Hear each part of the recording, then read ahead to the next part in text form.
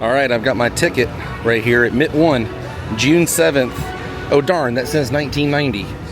This is 2025. Well, maybe they'll let me use this 35 years later. Would you look at the detail on that? Insane, right? What a cool ticket. This is a complimentary parking and registration desk for admission. Ticket right here, the grand opening from 7:30 to midnight.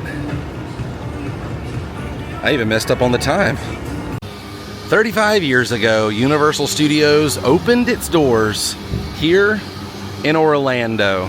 And as you can see, this was what it looked like if you were standing here looking at the Nickelodeon Studios. You can see the old Universal Globe that was since moved to Universal Hollywood, Universal Studios Hollywood, the original park out in Hollywood, California. And this is what that looks like this current day and age. Also, we'll show you what it looked like at night in all its glory. We're going to be matching up photos.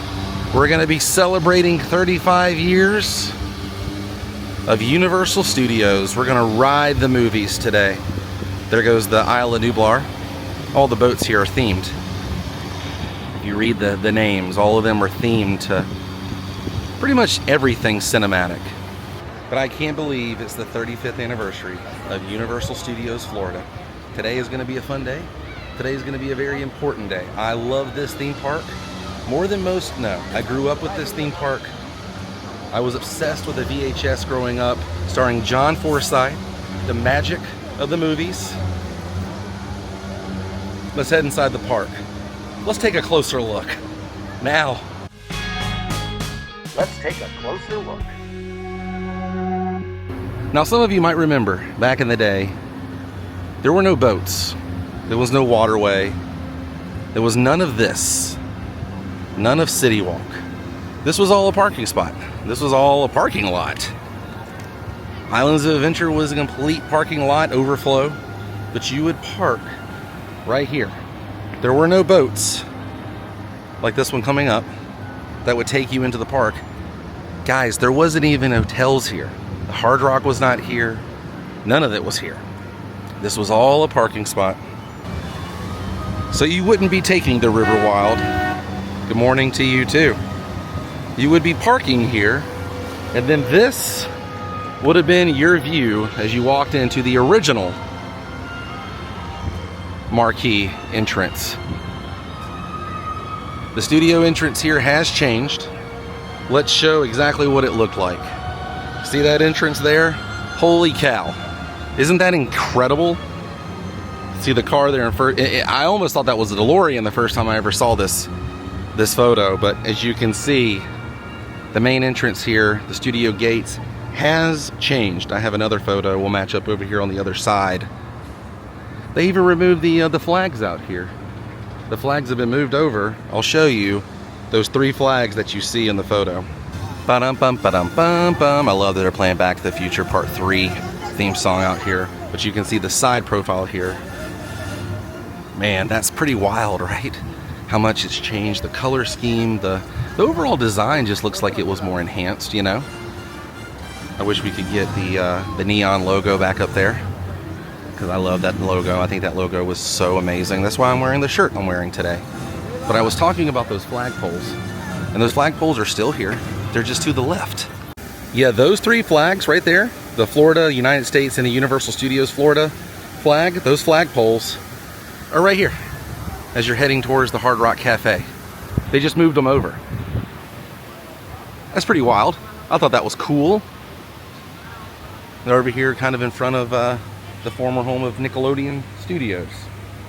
But there's a photo of the globe that I don't think anybody's ever shown in the original entrance, which was right back over here. And the best way to show you is to go over here to the exit and show you this roof real quick. Pay attention to the roof of this building right here. All right, now this photo was taken from up top, looking back this way towards the globe, and you can see the Universal Studios entrance. This was coming in from Kirkman. How incredible is that? That's a photo that most people don't see. unreal. That you can see the globe, you can see the parking, the turnstile was right over there at the Embassy Grill, basically, where you would go in and park and pay.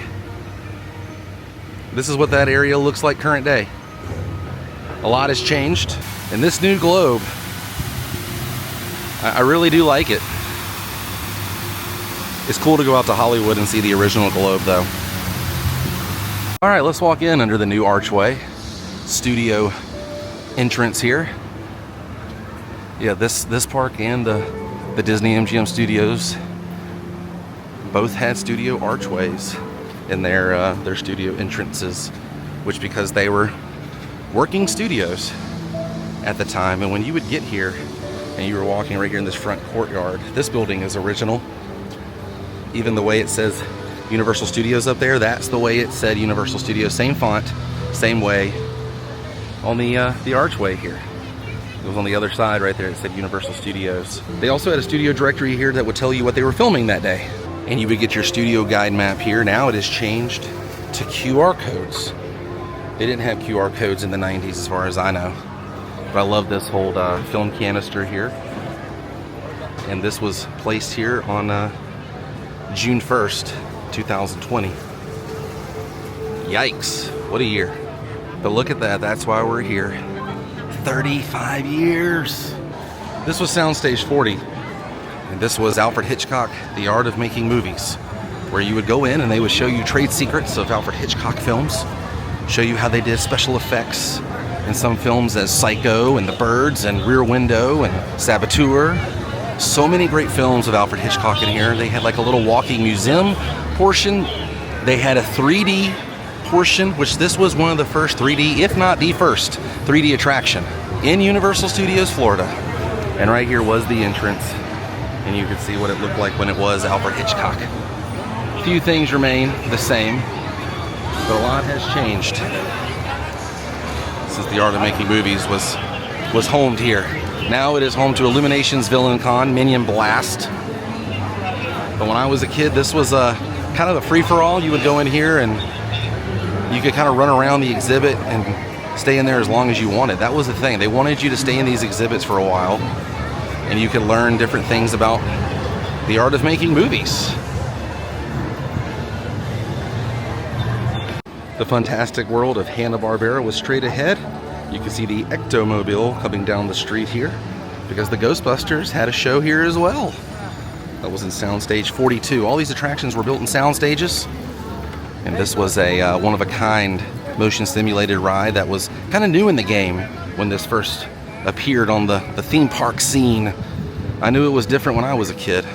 When I rode this ride in Back to the Future the first time, I absolutely lost my mind. I thought it was the future, you know? And this is what it looks like 35 years in the future, current day. I love walking around and paying attention to all the sound stages that are still here in this wonderful park. The Art of Making Movies soundstage over here. Let's continue down. And since this was a real working studio at the time, they figured, hey, let's just treat it like one. And so on the side of Alfred Hitchcock, The Art of Making Movies, they actually had signs up here promoting other attractions, but they treated it like a studio, like on the side of Warner Brothers, you know, where they would have the lineup of the Warner Brothers current catalog. Universal had different banners up here promoting Murder, She Wrote and Alfred Hitchcock, The Art of Making Movies, and a few other attractions. Now you can barely see right through there Soundstage 21 back here. All these sound stages were used for Nickelodeon and other productions. This was the Boneyard, where you would walk around here and you could see props from some of your favorite films. I remember they had Flintstones here at one point, some topiaries from Edward Scissorhands, some Jaws. They actually had a shark and a few other things that people were actually stealing the teeth off the Jaws animatronic they had here from Jaws, I believe it was The Revenge, Jaws 4. They had a lot of stuff here. Also, they had a tram tour. Right, like a real tram tour, like its sister out in Hollywood has the tram tour, the famous Universal Studios Hollywood tram tour. Universal Studios Florida had its own tram tour that would take you around this wonderful park. They had a lot of different stuff here. And you can still see the 42 on the side here, the back side of the Minions attraction was the Fantastic World of Hanna-Barbera. Make your way over to the left here. This skyline would look a little different back in the day because that was Murder, She Wrote. Right over there, we're gonna make our way over. And this, straight ahead, now home to Rockefeller, the Comcast building, and Jimmy Fallon, Race Through New York, starring Jimmy Fallon, was the home of Ghostbusters, Spooktacular. And you can see straight ahead, stage 22 and stage 21. And right there, theatrical and television production facilities. The tram tour would go right past that. So cool, man. So many things were filmed in these production facilities. All right, now we are in the New York area of the park, and there's some cool history about this yellow cab. This was used in the park in the early days. It's been here since opening. In fact, you can see this yellow cab in a shot of Magic of the Movies with John Forsythe in the background. Right here next to the Metropolis Tribune, which was here for Superboy filming, the TV show and TV series. Superboy right here was the Ghostbusters. And a lot has changed since this was the Engine 89. You can see the photo here. I love this one because the strollers are Jurassic World. So this was not opening day photo, but I love this photo. But right here is what it looks like current day. And as you can see, Engine 89 has a sign right here. They're restoring it. A lot of people are speculating some things. It'll be interesting to see what exactly happens to this. Michael Moorman right there, Universal legend, actually has his name on the credits of the Magic of the Movies. But I'm glad that this Engine 89 here is going to be here to stay, as well as the New York Public Library, because I always think of Ghostbusters when I'm in this area. All right, we're at a very pivotal point in our journey. We finished the first series, and now we are heading towards the first major rite that we're doing in this box of a theme park.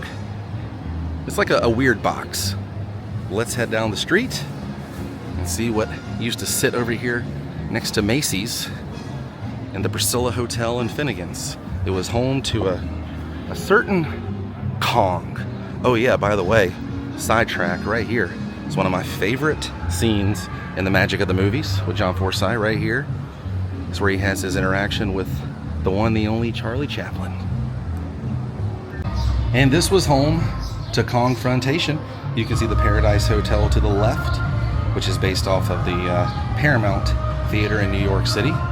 But a lot has changed. I really enjoyed the Kong queue, but as you can see what it looks like current day, a lot has changed. This is based on the Paramount Theater out in New York City. I visited that. That's where Elvis Presley's Love Me Tender first premiered. But this has changed quite a bit since Kongfrontation. I love when you used to walk in here, they had the giant King Kong photo op right over here against this wall. And you could stand in King Kong's hand, and it was like a forced perspective almost of just a head and a hand, but it looked like he was holding you. And that was back in here. I don't even think they have any King Kong merchandise in this store, which why would they? Right here you can see the inside of this facade. We are in the arcade of the old Kongfrontation, but I love that you can see through the backside of these windows and see what a facade kind of really looks like, you know, if it's enclosed. And this one has air conditioning. Now this is the only thing that's left of Beetlejuice right here in the courtyard, the fountain here. And I love that it still looks the same. But right behind it, that was the home of Beetlejuice, but also Fievel Goes West had a show here in the early 90s. Now they used to have a stunt show out here. It was a stunt show spectacular. In the early days, it was the Miami Vice stunt show, and then it changed to the Dynamite Stunt-tacular, I believe is what it was called. But it was a bunch of boats, a bunch of explosions, a bunch of metal music. It was awesome. Now, when you're looking at a filming location that not many people know about, this is from Problem Child 2, and right here at the Ghirardelli building is where Junior Healy was running with Trixie, and they were trying to go to the moon rock. You can see the Ghirardelli sign in the background as they were running through. Made them look like they were downtown somewhere. Downtown Mortville. But nope, it was just in front of this Ghirardelli building here. But now we're going to be heading down towards Earthquake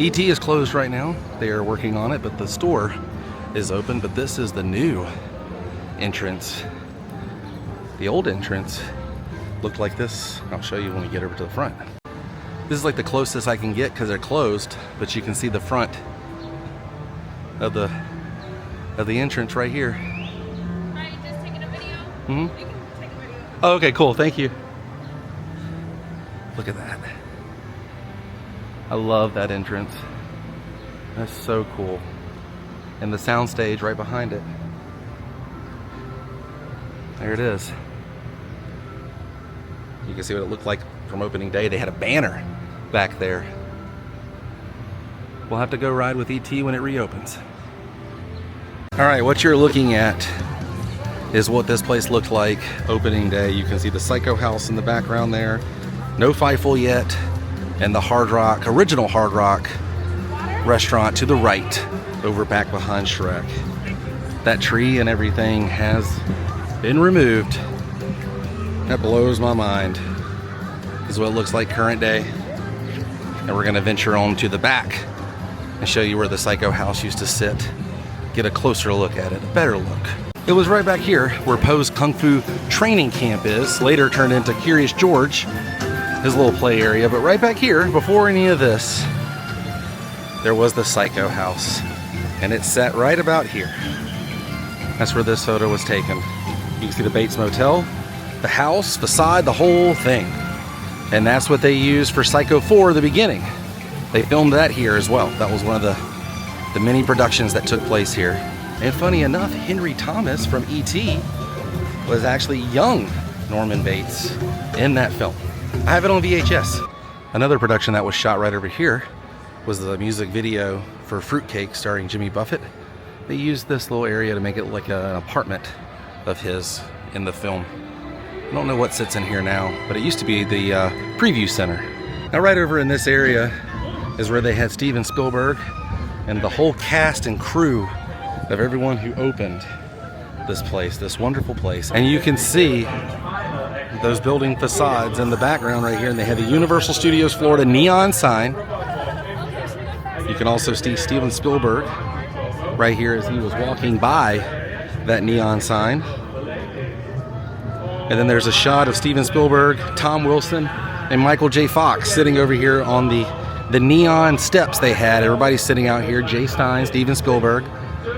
And this is where they did the ribbon cut ceremony. They would have been looking at the crowd right here.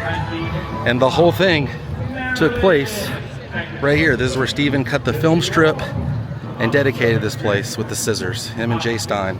Now right over here you can see Jimmy Stewart, Janet Leigh, and Anthony Perkins standing right in front of the then Phantom of the Opera horror makeup show. That's so cool they were here. And like I said, this was the Phantom of the Opera horror makeup show. When it first opened, you can see exactly what it looked like. And right here was Murder, She Wrote, Mystery Theater. You would join Angela Lansbury in a made-up episode called The Black Pearl. Not that Black Pearl, we're not talking about pirates. We're talking about Murder, She Wrote, post-production. And they would take you in and they would show you exactly how they would do things post-production of the episode. They would have you do voiceovers. They would show you how they could alter someone's shoes and adding the flour from the mill, Mr. Tyler, as she says. And they would show you how they would paint the flour on this guy's shoes. And that was the giveaway of the suspect in the episode. And then you would go into another room and they would basically show you how they would do voiceover and different things with Foley's. But now it's Transformers Supply Vault. I just wanted to talk about this for just a second. John Forsythe sat right here in front of the Brown Derby in that special. And when I was a kid growing up in Mississippi, I dreamed of visiting this place whenever I wanted. It became everything and anything I was obsessed with was studios, movie studios, Universal Studios, the Disney MGM Studios, any studio in Florida I could get my hands on, like promotional stuff, books, documentaries, anything. I became obsessed as a kid. And these attractions like Jaws and Jurassic Park and E.T., they weren't just attractions to me. I got to go and watch the movies and relive the movies and watch all the documentaries on the movies. And it really became my personality. People knew me as like the theme park kid, the theme park guy. I knew all the history of these places, and I still do. I'm always looking for photos and footage and things of this place that I've never seen before. And that's why I kind of do these videos, so you can share in the magic and the wonder of the movies like Universal Studios showed me as a young child. And I'm taking home that 35th anniversary t-shirt on the day. Heck yeah. And that's a wrap on the park, inside the park footage. Now let's head back to the house, and I'm going to show you guys a really cool magazine that I have. It's kind of rare, and not many people have seen it. But here's to the next 35 wonderful years, Universal. I'm glad I got to be here for the first 35. You're still one of my favorite parks in the entire universe. Heading back to my house in 3, 2. This is kind of rare. This was an advertising supplement to the Orlando Sentinel, Sunday, June 3rd, 1990. Pretty cool. And you open it up, well, first the details in the front. Look at that, Nickelodeon, the Jetsons. They're actually, that's Fred and Barney and George on the back. Jaws, King Kong, Earthquake, Ghostbusters, Psycho, Phantom of the Opera. And as you would open this up, look at that. We'll fly you to the stars. That's a U.S. Air. And there's Jay Stein, who opened the park. He was the president of MCA Recreational Services Group. Look at that. Love that logo. Orlando Hard Rock Cafe. The Orlando International Airport here. Bell's Outlet.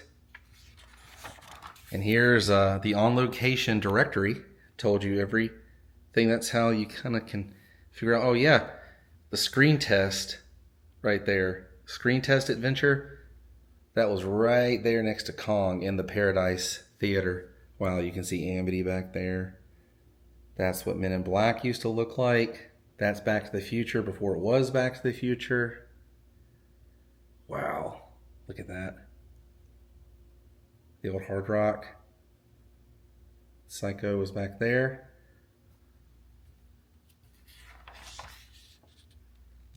Different local advertisements here. Confrontation, told you everything about Confrontation, the whole storyline. When it comes to the ultimate in terror, Universal Studios Florida doesn't monkey around. That's what it says right there. And there's the old billboard logo. The Roosevelt Island tram. Soar home with E.T. Look at that. The police. There's the billboard. Next one is Earthquake, the big one. I didn't know the trams were advertised saying Universal Studios Florida. That's awesome. But in this, they're not. That's amazing. Budget, rent a car, advertisement, Bon Appetit. I figured it would say Jaws, but it doesn't. It says Bon Appetit. There's the advertisement. I remember. It's like, wow, is the shark really going to be that big? Because this is all you would see. After Jaws, we have the Mercado Mediterranean Village. It's a little dining area in Orlando, the Southeast Bank. Congratulations to Universal. Oh, these were general contractors. Wow, I guess they did all of this. That's pretty cool. This is the Texaco. It's now behind Universal Studios Florida. And Texaco back there, it was used for filming behind Universal at one point. Ghostbusters here, and the billboard sign. Next time when the slime hits the wall, you'll know who to call, the Ghostbusters, and you'll know where to find them. Universal Studios Florida. And look at this little insert here. Got to be careful with moving this. There you go. There's the exit right there. That's what this tickets used to look like, the studio passes. And here's a little advertisement. Basically a map of how to get there from Sand Lake and Vineland. But I love that. You flip this over. Another little map here, and this is talking about it being a real working studio. There's Steve Martin on the set of Parenthood. Right there, that's them filming next to Schwab's, Superboy, Mark Summers, Nickelodeon right here. More Nickelodeon. Current productions right here. Parenthood, Superboy, the Super Sloppy Double Dare, and the new Leave It to Beaver, The Dream Trap, and Shakma, starring Christopher Atkins and Roddy McDowall. Shakma, I did the locations for, as well as the Psycho 4, original to the Alfred Hitchcock thriller. HBO is filming Roy Scheider, and somebody has to shoot this picture. That's awesome. And USA Network will begin producing the television series Swamp Thing this summer. So they had a lot of production going on at this place when it first opened. The Phantom of the Opera horror makeup show here. The original logo. And Alfred Hitchcock, The Art of Making Movies. Congratulations, Universal, from Vanco. That's so cool. Craft Services with the Universal logo there. Flip it over. Fantastic World of Hanna-Barbera. Animal Actors Stage. The video and screen test that opened in fall of 1990. Murder, She Wrote. The screen test thing was really cool. They would put you in different places. You could be in Star Trek, E.T., Jaws, Earthquake, Back to the Future. They would place you in as a green screen. A Taste of Hollywood, the original Hard Rock Cafe. And here's other places you could have eaten. The International Food Bazaar, Chez Alcatraz, Animal Crackers, The Fuzz Shop, Swab's, Boulangerie, Universal Studios Commissary, Lombard's Landing, Mel's Drive-In, Louis, Boardwalk Snacks, Cafe La Bamba, Finnegan's. This is they had brought Universal Studios Cafe La Bamba. It was a Mexican restaurant. Cafe La Bamba was a Mexican restaurant when it first opened. I had no idea. But John McCann and Associates designed it and built it. That's pretty cool. All these different companies that were a part of that. And they showed the Premier Shopping here. Animal House. It's the store I showed you. Here's more stores. The Dark Room, Universal Stores. Hitchcock had a store. E.T. had a store. Safari Outfitters. Paranormal Shop for Ghostbusters. San Francisco Imports. Secondhand Rose. Animal House and Silver Screen Collectibles. The main buildings right here were from Court. That's amazing, dude. And this company right here, this Grant Engineering and PVK Architects, they all worked on E.T. in the Universal Studio Store. That's so cool. You wouldn't have known who the architects were. Oh, yeah, and the kennel facility right here for the guest. Man, here's the company that brought the designs to these buildings on the Hollywood Boulevard and the rock work over there next to the lagoon and Sting Alley. This talks about the set streets right here. More companies that were saying congratulations, Universal, and people who worked on it. Look at that, brick by brick. The brick systems, they were the one who built all the bricks in the park. Wow, that's the Landmark Contracts Management and Design Team for Universal. There's the Phantom of the Opera, says open May 1990. This is so cool. Hertz, you can get $10 off right there. I wonder if that's still valid. And you can own Back to the Future on VHS, Part 1 and Part 2. And they also have some 50% off photos from Eckerd. On the back, wouldn't you know, it's a nice little advertisement for Hollywood. That's so cool. This is normally in a frame in my room. I try to keep it in pristine condition because it is, but I figured I'd show it with y'all. And thanks for watching this episode. Happy birthday. Happy 35 years, Universal Studios. I'll see you guys on the next episode where Steven Spielberg and I actually go and rebuild the Jaws ride right there in the middle of the lagoon. Until then, stay weird. Goodbye.